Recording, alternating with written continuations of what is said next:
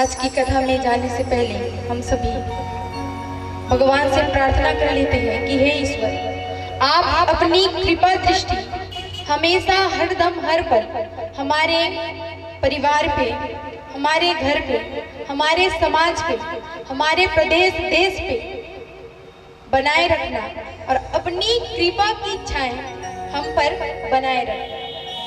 तो आइए भगवान से प्रार्थना करते हैं। बोलिए श्री वृंदावन बिहारी लाल की जय, श्री भागवत भगवान की जय। हे ईश्वर सब सुखी हो, कोई न हो दुखारी, सब हो निरोग भगवन, धन धान्य के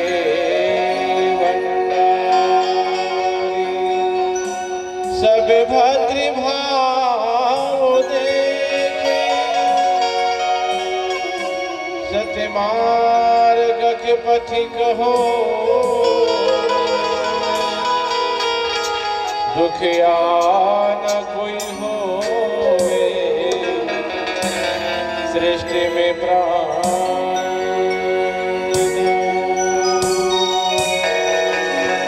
आज है भागवत जी का दूसरा दिन, तो आज की कथा की ओर चलते हैं। लेकिन आप लोगों को कहा गया था कि जिस दिन भी कथा प्रारंभ हो तो उसके पहले दिन जो भी कथा आप लोगों ने श्रवण की उसे दोहराना है या बताना है। तो आइए बताइए कि कल आप लोगों ने कौन कौन सी कथा सुनी,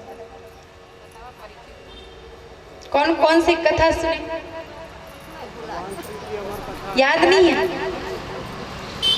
परीक्षित का जन्म, क्या परीक्षित महाराज का जन्म हुआ, परीक्षित महाराज जी का जन्म की कथा, और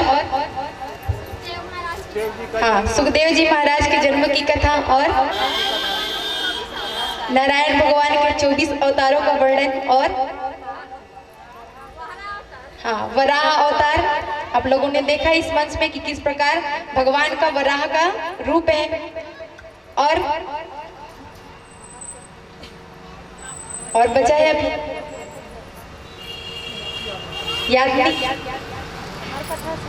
चलो मैं बताती हूँ। अमर कथा ये सही है कि माता पार्वती को भगवान शिव शंकर भोलेनाथ ने अमर की कथा सुनाई और सुने थे किस प्रकार व्यास जी ने भागवत की रचना की, इसकी कथा सुनी। और जैसे कि आप लोग बताएं, मतलब लगता है कि आप लोग ठीक से, और वैसे भी आप लोग तो पुराने जमाने से, मतलब पहले से ही भागवत की कथा को श्रवण करते आ रहे हैं, तो आप लोगों को पता होगा ही। बोलिए वृंदावन बिहारी लाल की जय। तो आज पावन पवित्र मंच पर हम श्रवण करेंगे कपिल अवतार। भगवान ने किस प्रकार इस धरती पर कपिल मुनि का रूप लेकर, उनका अवतार लेकर इस धरती पर आए, उनकी कथा, ध्रुव जी महाराज की कथा, और प्रियव्रत की कथा, जड़भरत जी महाराज की कथा, सती प्रसंग, अर्थात यहाँ पर इस मंच में आज माता पार्वती और भगवान शिव शंकर भोलेनाथ, इनके विवाह की कथा और लीला झांकी दोनों दिखाया जाएगा। तो आइए आज की कथा में जाने से पहले हम सभी अपने मन वाणी को शुद्ध कर लें और कहें ईश्वर से कि हे कृष्ण, हे नंदलाल, आप अपनी कृपा दृष्टि हमेशा हम पर बनाए रखना और हमारे मुख में हमेशा हर क्षण, अंतिम क्षण, जब मृत्यु का घड़ी भी आए तो केवल आपका नाम आए। तो इसीलिए आइए सभी अपने मुख को शुद्धि कर लें। तो किससे होगा शुद्धि? भजन से, भजन कीर्तन से मुखारविंद और अपने आत्म की शुद्धि होती है। बोले वृंदावन बिहारी लाल की जय, श्री भागवत भगवान की जय।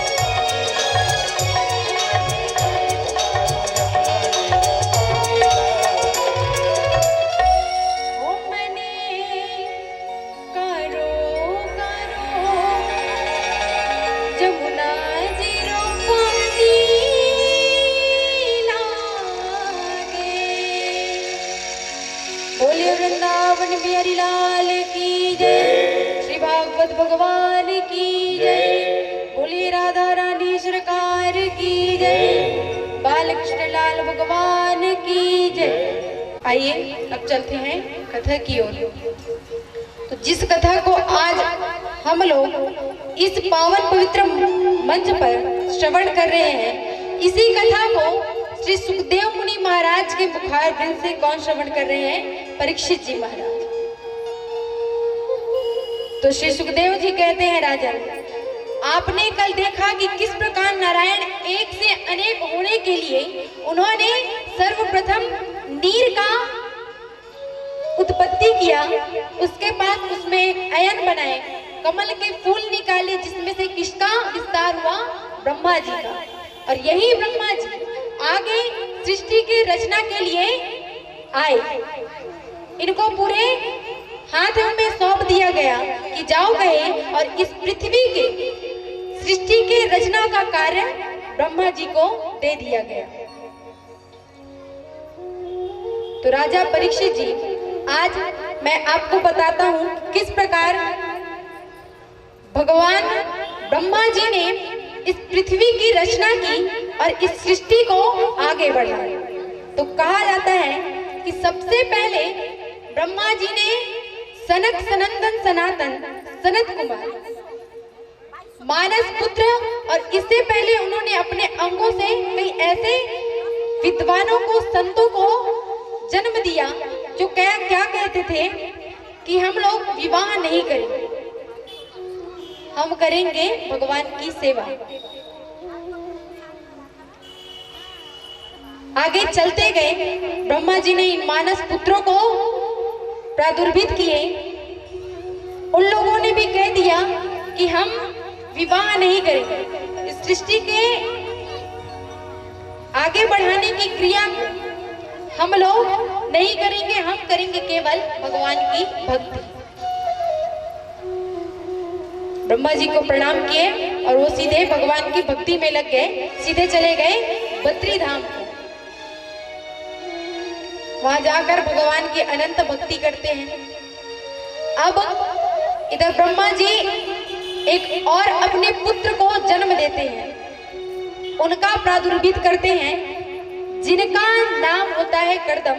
बोलिए कर्दम जी महाराज की जय।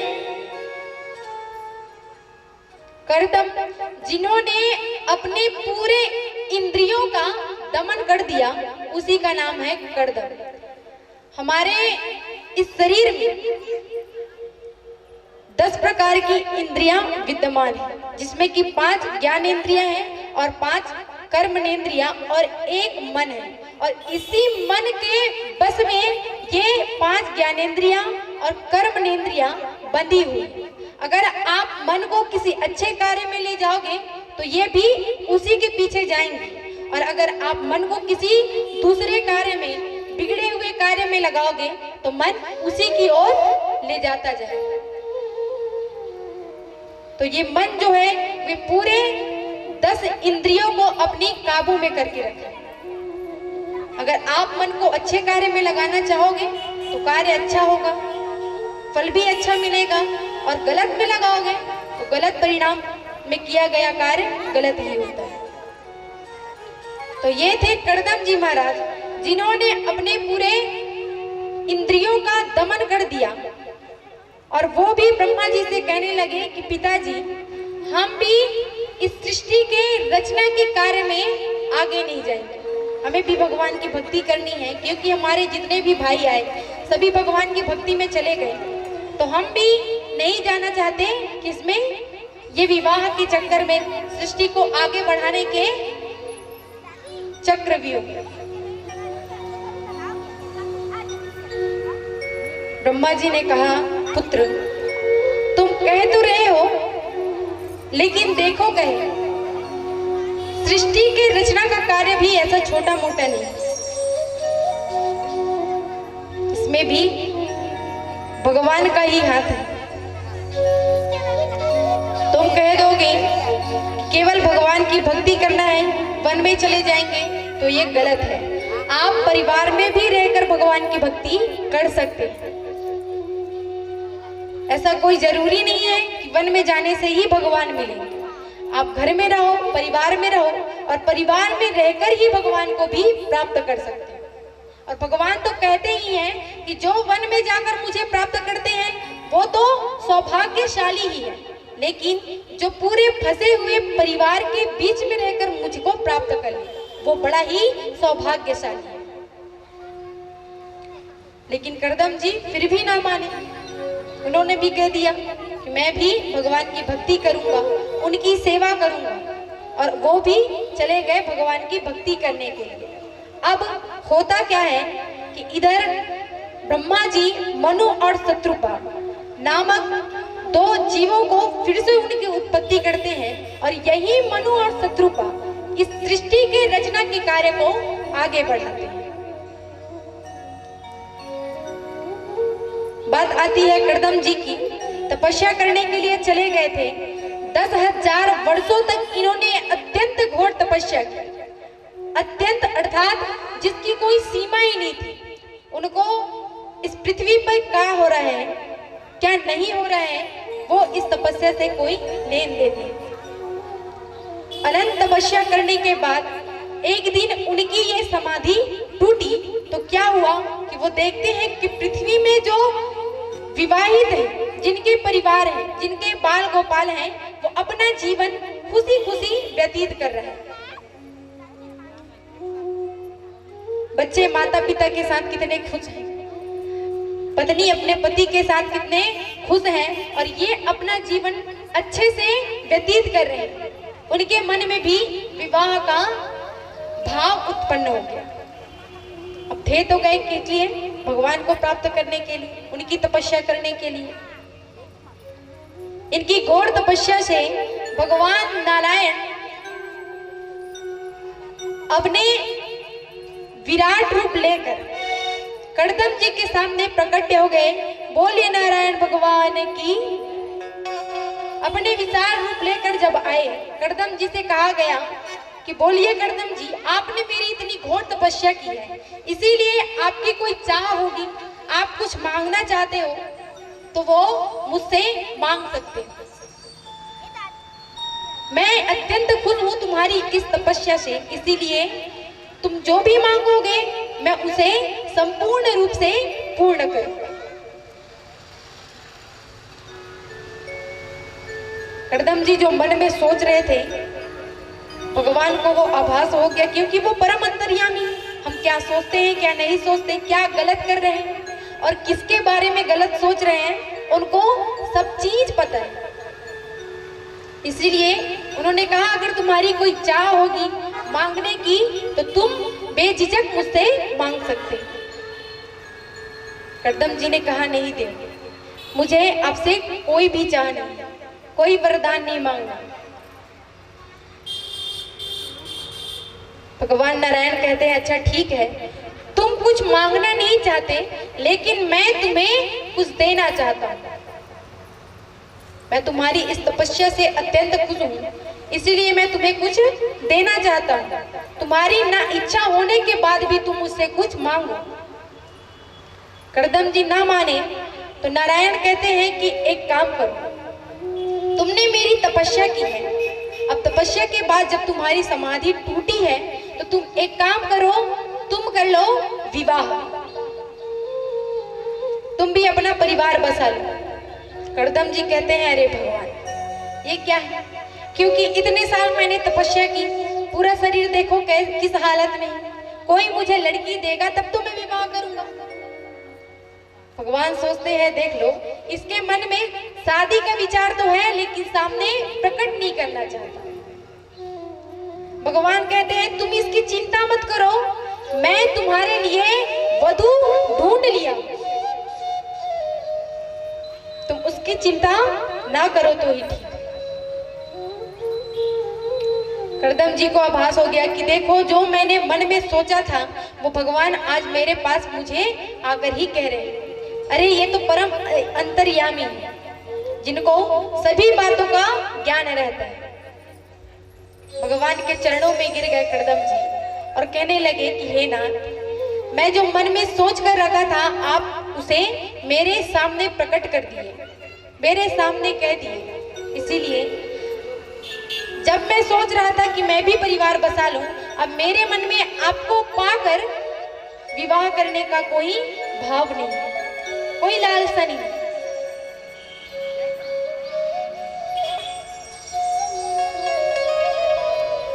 भगवान नारायण कहते हैं, लेकिन हमने उधर आपके लिए एक वधू देख के आए हैं, अब उसका क्या करें। कर्दम जी कहते हैं कि आप कहेंगे तो मैं विवाह तो कर लूंगा, लेकिन मेरी एक शर्त है, और वो शर्त क्या है कि जब मैं विवाह करूं तो आपको मेरे घर मेरे बालक के रूप में आना होगा, तब जाकर के मैं विवाह करूंगा, अन्यथा ये विवाह नहीं करूंगा। भगवान कहते हैं ठीक है, अगर तुम्हारी यही इच्छा है तो मैं ये जरूर पूरी करूंगा। अब इधर कर्दम जी को विवाह के लिए मनाए और वो चले गए कहाँ, मनु महाराज के यहाँ। मनु महाराज के घर भगवान श्री नारायण गए और उनकी 3 कन्या थी, आकृति, देवहूति और प्रसूति। मनु महाराज के यहाँ जाकर के कहते हैं कि मनु महाराज, मैंने आपके बीच की कन्या देवहूति के लिए एक सुंदर सा वर देखा है और जिनका नाम है कर्दम जी।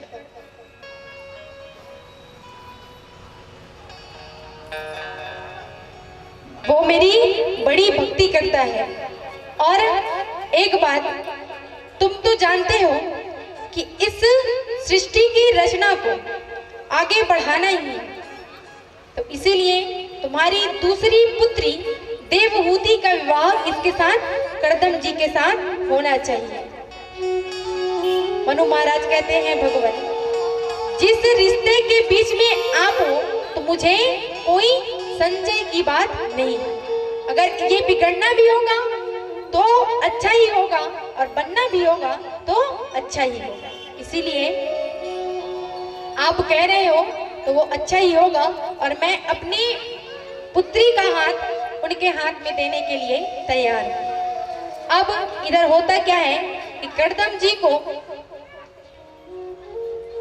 भगवान संदेश दे देते हैं कि एक नियमित और शुभ दिन में विवाह का कार्यक्रम किया जाएगा, क्योंकि देखा जाता है तो विवाह का कार्यक्रम जो है वो शुभ मुहूर्त के किया जाना चाहिए, तभी उनके भाग्य का जो उदय है वो अच्छे होते हैं।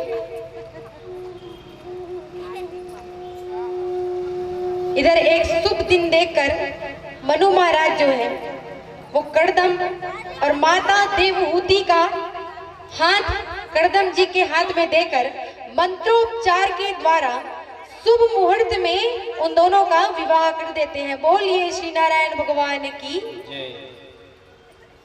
यहाँ उन लोगों की विवाह हुई, पिताजी है और पिताजी है तो अपने बेटी की विदाई करेंगे। देवहूति की विदाई कर्दम जी के साथ मनु महाराज जो है कर देते हैं, और इधर मनु महाराज की पुत्री माता देवहूति अपने पति के साथ आ जाती है अपने ससुराल में।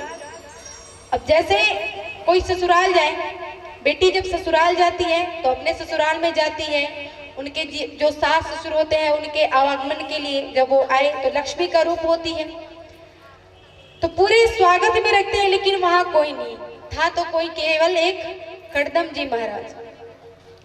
माता इतने बड़े घर की अब जा रही है कहाँ, एक वन में, और वन में देखो तो वहां का हाल ऐसा था कि अगर अभी की कोई नारी रहती तो वो कहती कि मैं नहीं जाऊंगी, लेकिन वो भी माता है, उनके मन में भी भक्ति की प्राकट्य का रूप है।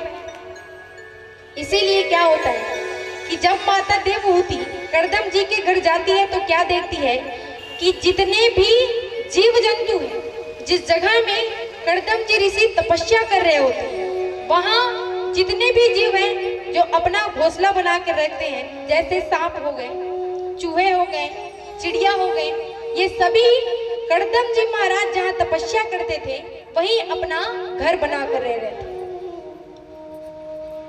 वहां एक नदी प्रवाहित होती थी, जहां पर प्रत्येक वर्ण के हर जीव एक साथ वहां का जल पीते थे।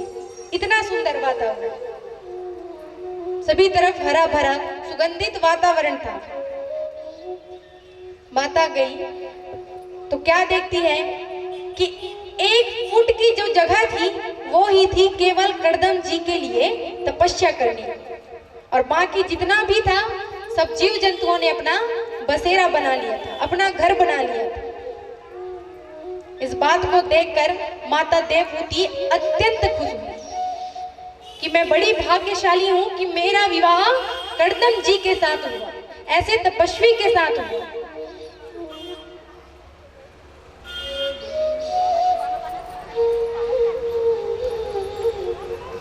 माता गई, घर को देखे तो उन्होंने कहा, देव आप थोड़ी देर बैठिए, मैं घर की थोड़ी सफाई कर लेती हूँ, थोड़ा जाला वाला निकाल लेती हूँ। होता है घर में माताएं भी साफ सफाई करते हैं। तो उन्होंने कहा कि मैं थोड़ा सा काम कर लेती हूँ, आप बैठिए। कड़दम जी कहते हैं ठीक है देवी, आप थोड़ा काम कीजिए, मैं भगवान की भक्ति कर लेता हूँ, कुछ समय में मैं भगवान को याद कर लेता हूँ।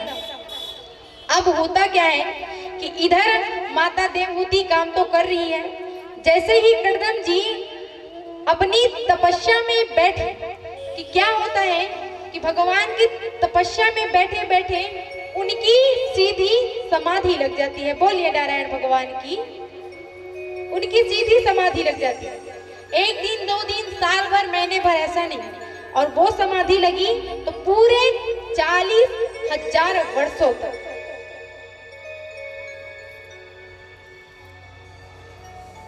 माता बिचारी ने विवाह करके गई हुई थी।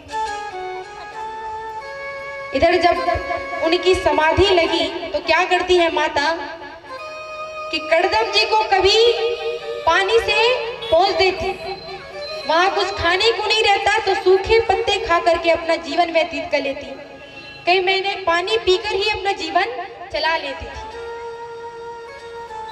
क्योंकि कहा जाता है कि जब कोई लड़की अपने ससुराल में जाए विवाहित होकर तो उसका परम धर्म होता है पति की सेवा करना, क्योंकि पति को परमेश्वर अर्थात भगवान के रूप में माना जाता है। इसीलिए उसका परम धर्म होता है अपने पति की पूर्ण रूप से सेवा करना, अपने बारे में भी उस समय ना सोचना। माता देवहूति ने बिना अन्न के किसी दिन सूखे पत्ते, पानी और कुछ फल मिल जाते उसी को खाकर अपने देव की आराधना करते, उसकी सेवा करते, उसको आरती कराते, उसका चंदन लगाते, उसको पानी से पोंछ देते। ऐसा उन्होंने पूरे 40 वर्षों तक किया। क्या आज वैसे होगा? नहीं होगा।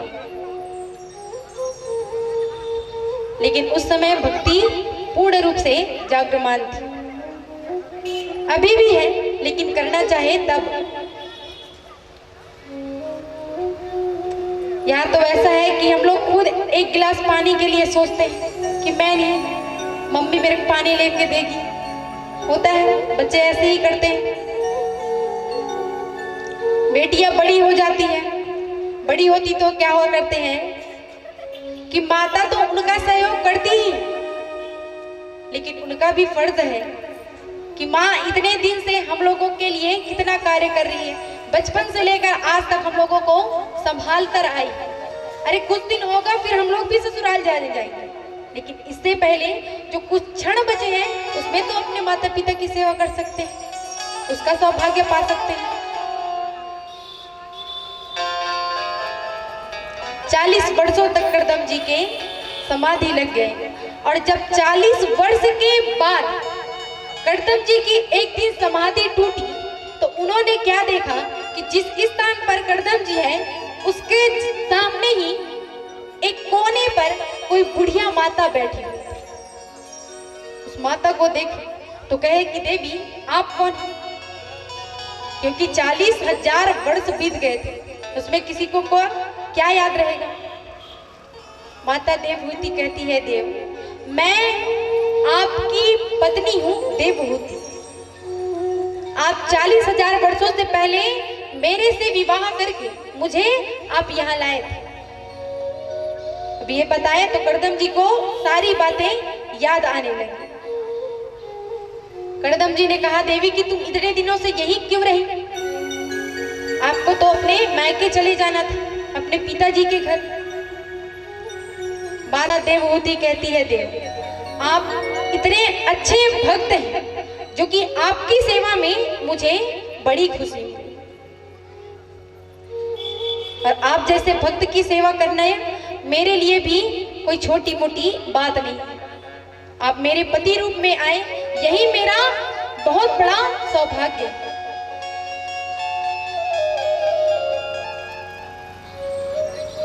कर्दम जी ने कहा, ठीक है देवी, आप इतने दिनों तक तो रहे, लेकिन चलिए कहें। माता का हाथ पकड़ा और उनको एक सरोवर में ले गए।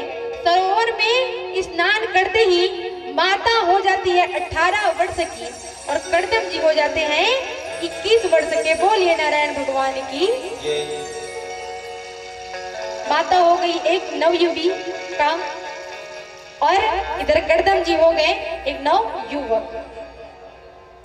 उन्होंने अपने कमंडलू से जल निकाली और जल निकालकर जब छिड़काव किए तो एक विमान का रूप धारण हो गया। वहां पर विमान विद्यमान हो गया और उस विमान में आरूढ़ होकर, उस विमान में बैठकर कर्दम जी माता देवहूति को पूरी पृथ्वी को घुमाए और अंतिम में एक बहुत बड़े महल में कई दास दासियां माता की सेवा के लिए रखे आए।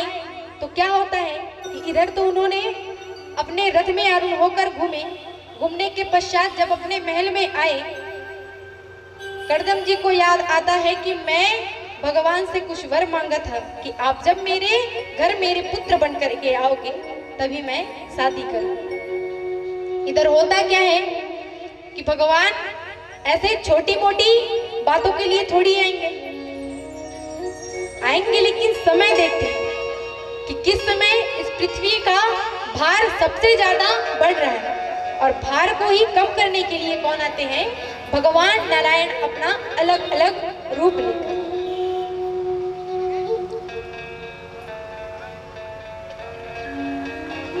एक पुत्र को देखते देखते कर्दम और माता देवहूति के 9 कन्याएं हो गई और अंतिम में होते हैं कौन? कर्दम जी महाराज। तो उनकी 9 कन्याएं कुछ इस प्रकार हैं। पहले में उनकी पहली पुत्र हुई थी कला और जिनका विवाह किया गया था मारीची ऋषि के साथ। दूसरी कन्या हुई माता देवहूति और कर्दम जी महाराज के अनुसुईया, और माता अनुसुईया को भला कौन नहीं जानता। बड़ी ही परायणी थी माता अनुसुईया और माता अनुसुईया का विवाह अत्रि ऋषि के साथ किया गया था। तीसरी उनकी पुत्री हुई थी श्रद्धा और इन्हीं श्रद्धा जी का विवाह किया गया था अंगिरा ऋषि के साथ। ऐसे बहुत प्रतापी राजाओं के साथ, संतों के साथ, महंतों के साथ कर्दम जी और माता देवहूति अपनी पुत्रियों का विवाह करते हैं। चौथी उनकी पुत्री हुई थी हविर्भू और इनका विवाह पुलस्य नामक ऋषि के साथ किया गया था। पांचवी हुई थी गतिमान और इनका विवाह किया गया था पुला ऋषि के साथ। और छठवीं माता देवहूति और कर्दम जी की पुत्री का विवाह क्रिया थी, जिनका विवाह कर्तु नामक महाराज के साथ इनका विवाह किया गया था। 7वें नंबर की पुत्री थी ऊर्जा और ऊर्जा का विवाह वशिष्ठ जी के साथ किया गया था। 8वें में आती है चिति और इनका विवाह अथर्वा ऋषि के साथ किया गया था। अंतिम में 9वीं इसकी पुत्री थी ख्याति और ख्याति का विवाह किया गया था भृगु ऋषि के साथ। इस प्रकार माता देवहूति और कर्दम जी महाराज अपनी 9 कन्याओं को बड़ी तेजस्वी, तपस्वी और मनस्वी ऋषियों के साथ इन्होंने इनका विवाह किया। भगवान को देखते देखते 9 कन्याएं हो गई, लेकिन भगवान आए नहीं।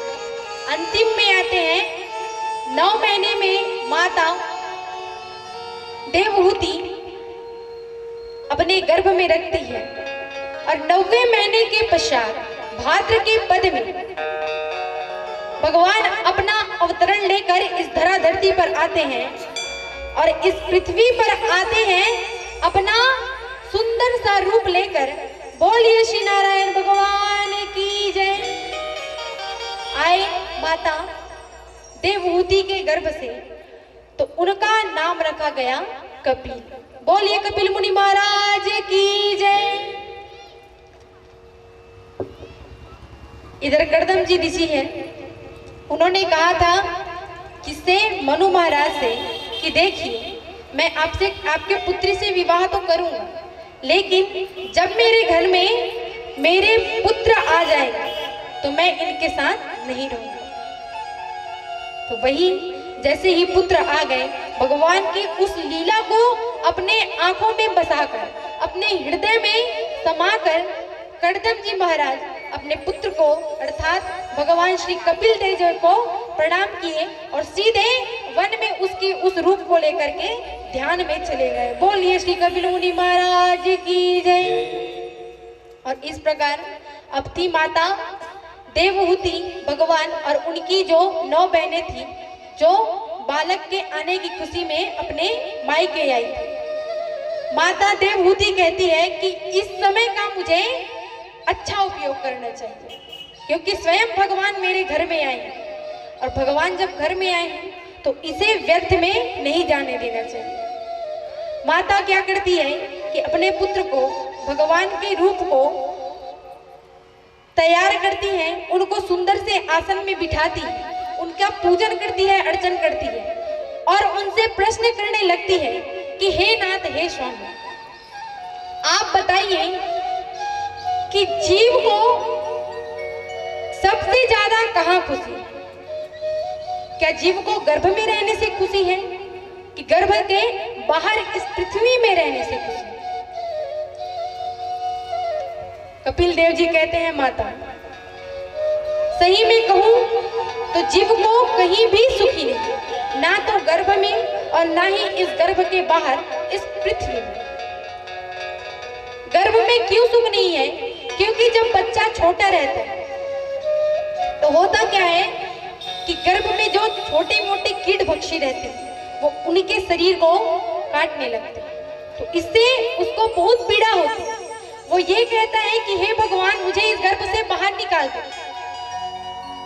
इस गर्भ से मैं जैसे ही बाहर जाऊंगा मैं आपकी अनंत भक्ति करूंगा, इतनी भक्ति करूंगा कि मुझे फिर से इस गर्भ में आना ही ना पड़े।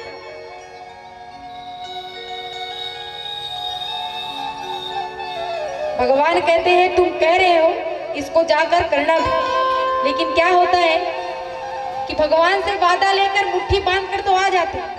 आप लोग देखना, जब बच्चे होते हैं तो मुट्ठी बांध के आते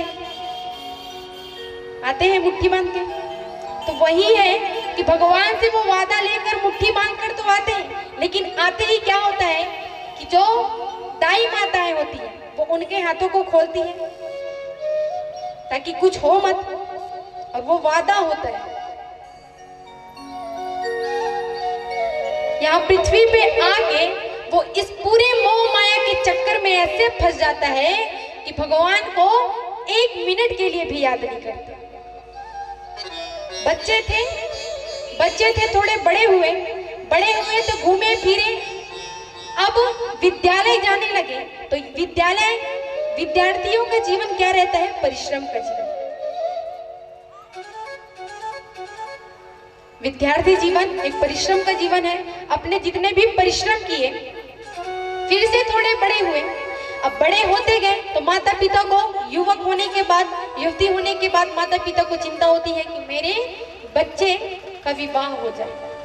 कुछ समय होता है कि शादी हो जाता है, ऐसे करते करते समय व्यतीत हो जाता है। लेकिन अगर हम बचपन से ही भगवान का नाम लें तो बुढ़ापे में हमें किसी बात की चिंता नहीं रहेगी। कर्म ऐसे करो कि आप बचपन से ही बच्चों को भगवान का नाम लेने का आभास कराओ, उसे सिखाओ। तो होगा क्या कि जब बुढ़ापा आएगा तो अंतिम क्षण में अगर हम भगवान का नाम नहीं भी लिए रहे तो इतने दिनों से जो कर्म कर रहे हैं उसका थोड़ा मोड़ा फल जरूर मिलेगा।